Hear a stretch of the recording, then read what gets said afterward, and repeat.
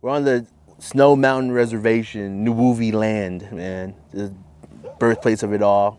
My fucking stomping ground, straight up. Basketball court where I hoop 24/7. Out here on the res, man, I grew up, born and raised my whole life. I've never left. My whole family's grown up in the same house I'm in right now. Like my mom, my uncles, my grandma. Like this is one of those houses where I feel like generations are gonna come through. So like I just been here my whole life, man. 702 shit. My mom is from this reservation, this tribe, Southern Paiute Nuwuvi. But my dad, not in my life, but he's also native, full blood from like Standing Rock Reservation up in like one of the Dakotas. Everyone who's still in my life, my grandma, my mom and all that, like we're born and raised from here. I have no other history outside of Vegas, outside the Snow Mountain Reservation. So it's like 100% through and through, man. Hearing hardcore music for the first time, I was definitely like in middle school. One of the first bands like I found in that realm was definitely like Rotting Out and like Terror, like the whole like Southern California scene that was kind of popping off. I also like listened to a lot of hardcore and I didn't know it was hardcore too. Like I didn't know like Cro-Mags fell in that category. Bad Brain songs, like I remember my cousin showing me Gorilla Biscuits when I was young and like I just didn't know. I thought it was like punk. I didn't know what fell in what. A lot of natives, younger cats I feel like are like really into like just aggressive heavy music. A lot of my cousins like kind of put me on game like a lot when I was younger with like different genres, but like obviously what stuck was like just like metal, rock and all that shit. I have a cousin from Utah showing me like Bear Claw, like from like somewhere in California. Shout out Bear Claw. He was also into like oi and punk, so he showed me that all those like weird British bands that I love now, but like back then I was like, you're fucking tripping, man. Got a lot of my relatives in like to thank for that, and like I was a fucking iPad kid, low key. I was like the internet was huge for me, man, because like growing up on the res, I couldn't travel a lot, didn't have my license or nothing like that, but I had YouTube and like shit like that. So dude, YouTube fucking saved my life. He said I would just watch YouTube videos all the time, so I would look up like bands and see the promo pictures, and you would see live videos, and like pretty obvious that like just wasn't a lot of like color in the game, which is not a bad thing, dude. Like whatever, like it happens. Like people who make good music. There's nothing wrong with that, but it's still awesome to have representation like that, and like it's happening more, you know, as the years go on, which is sick. But anytime there was like Mexican guys in the band or like look similar to me or something like that, I was like more willing to check them out. A lot of my cousins played in bands and like nothing crazy, you know, just the regular like local punk shitty bands and shit like that. In Cedar City, Utah, I went up for a summer. He played in like some punk band, and like he took me to like one of my first like real DIY shows, and there was like some shitty record store on some main street there. Punk bands played, heard 1,000 covers, but like it was awesome. Like my first pit experience, like for real, was like nuts, man, with a bunch of fucking jacked up Mormons in Utah. But dude, that shit was awesome, and like that was my cousin and like who I grew up with, you know. So I was like, you can fucking do it, I can do it, dude. I played in Misdirection like fresh out of high school. Got my license, I started like licensed and started going to shows for the first time. Straight up, one of my first shows, I met one of my fucking best friends, Vlad. Vlad put me on, and like he was a big inspiration to me, because like if you saw my boy, like he's a small guy, but that doesn't mean a fucking thing, you know. It's about how you carry yourself. And immediately I introduced myself to this kid, and just like a fucking grown man, we had to be like 17 by that time or something. He's like, yo, what's up? Like really checked me, like asked me my name and stuff like that, and immediately told me like to keep coming around. And I was like, bro, that's fucking sick.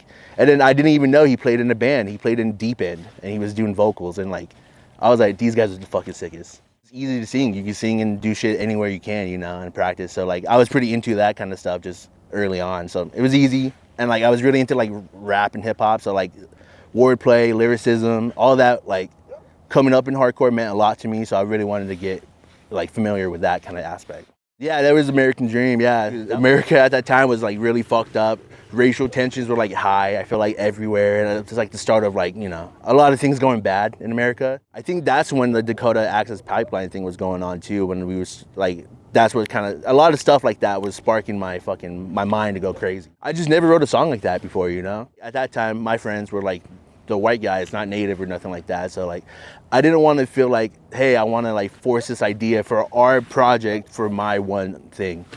But I did feel like it was pretty important, and I thought the song was cool. Before I even like told them about the idea, I wrote lyrics for the song, and then I showed them my idea. It was like, hey, if this sucks, we don't got to do it. But they were down, everything worked out. That shit was really cool. That shit was fucking awesome. That was like one of the first times I felt like I like really said something, you know. I was like writing from like a really emotional standpoint, which was cool because like you get to learn how to release that stuff when you're younger. But like I said, wordplay, lyricism, saying some real shit always like stuck with me, and that shit like was fucking cool. When Khasm started, I really picked up like a bass and like learned. Jet, my boy, best friend, he's the one that showed me how to play guitar or bass or whatever just to start Khasm, and like we just fucking did it. So like I'm still learning. I'm not good at all, but it's fucking sick. It's still cool to like fucking learn as we go. It's everyone else in Khasm, like musically. I gotta give props to like my dogs, like Jet, Jack, James, Eric, who used to play in Khasm too. Like those guys wrote a lot of the songs. Good musicians. They've been doing it way longer than me, and like they know the realm of style. And like I said, like when Khasm started, I didn't know how to play anything. So this whole idea for this band and the vibe, curated by Jet and like all the other homies. So like a lot of the writing, the ideas come from them. Sometimes like I have an idea, I don't know how to finish it, they got it, you know, and vice versa. So it works fucking awesome. We're very fortunate and lucky that like people like what we do, and we've been given these opportunities to travel as much as we did within the last couple of years. Through that, dude, like you said, like growing up out here, you can look around and it's just so isolated. We're in the middle of nowhere, and it's like not too far from Vegas, but it's good enough when you're a fucking kid and don't have anything. With that mindset and realizing like a lot of my cousins probably don't get like to travel like that, you know, and to do something that they love to do, you know. I'm very aware of how like fortunate I am, because like, dude, it wasn't that long ago I couldn't do it, you know. I wasn't doing it. It's taught me a lot, dude. It taught me patience, how to work with my fucking friends. When we're on the road, sometimes like we can be fuckers to each other, you know. Fun as tour sounds and stuff like that, dude, it can be a fucking grind.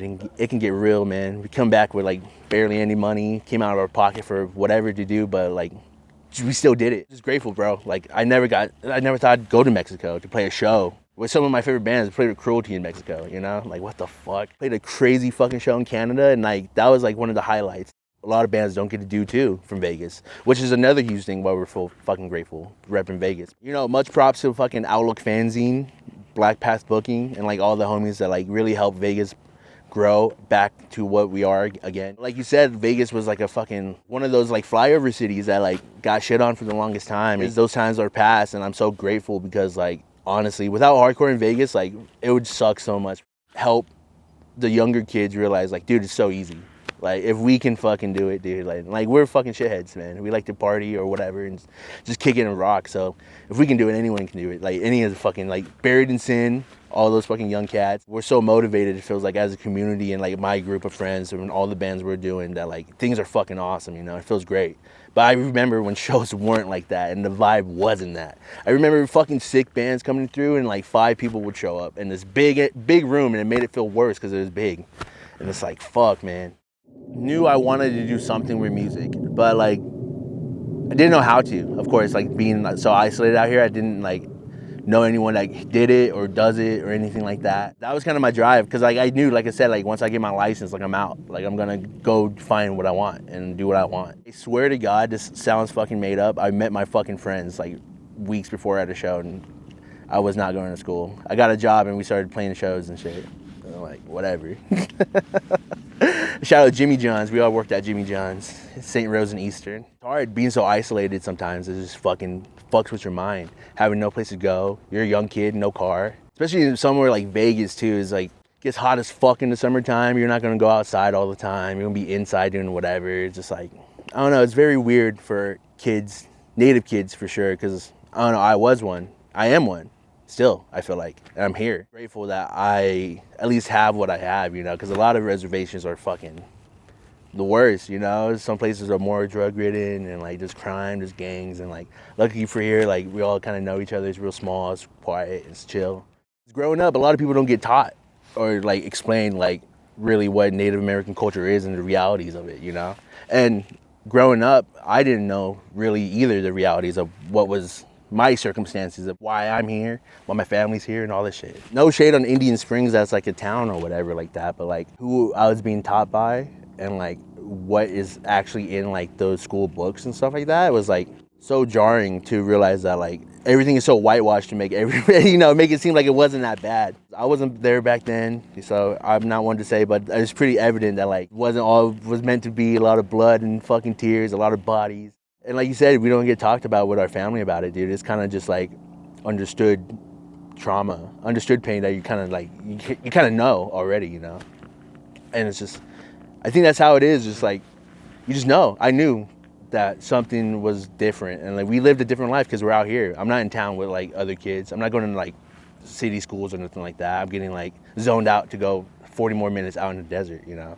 And like, I don't like, we just got streetlights like over the pandemic. I do remember that, being young and just being like, man, just getting like subtle little weird jokes from kids too. All the native kids would get picked up and we all went out to that school. I wanted to do good and like make my mom proud. And I still graduated, you know, I didn't get held back and I was like still passed and all that shit. But like, that shit wasn't at the forefront of my mind, dude. There's so many associations with school, dude. Just like feeling like shit, feeling like an outcast. Especially like I said, dude, like being native, going out there. No one listens to hardcore or like rap like we do from out here. Like, cause all my cousins, we all kind of had the same interests. We hung out with each other, so like, and we stuck to each other just like that.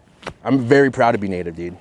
I'm really fortunate, and I hope that other native kids find something like this, you know, whether it be music or like fucking basketball or whatever the fuck, some kind of art, dude. Especially with natives, I feel like music is like a big part of our culture, going to powwows and drum circles, and like, dude, I was around it all, and I think that's why I like it so much. There's something tribal about it, you know?